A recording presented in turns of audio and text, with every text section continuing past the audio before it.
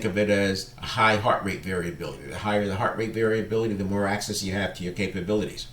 Coherence, when you're coherent, you don't have the chaos and the rigidity. This is what makes it easy to meet the moment when you get the condition, when you get the stimulus.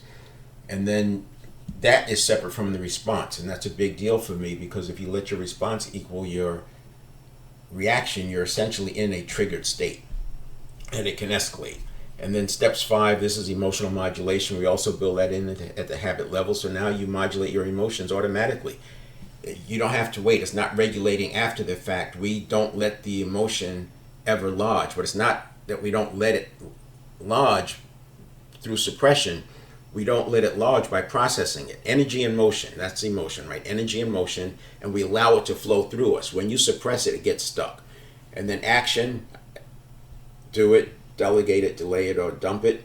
And then step 7 is return to present. So 7, 1, and 2, that's where your rapid recovery comes from. 7, 1, and 2, over and over. 7, 1, and 2. This is what I was talking about. This is what I drew. So this is the network of neurons side. This is the conscious mind side. It's about a second. Call it a quarter, 3/4 of a second to a second. I like to make it a second because I want that 1/4 of a second pause. A 1/4 of a second pause is nothing, but because the network of neurons goes so fast, in that 1/4 of a second, you can process 2 million bits of information. So that 1/4 of a second is valuable. It doesn't gain you anything to rush through that. And when you're triggered, this side collapses, and this can be happening in a 1/4 of a second over here because you're freaking out. This is what's going on with the phobia.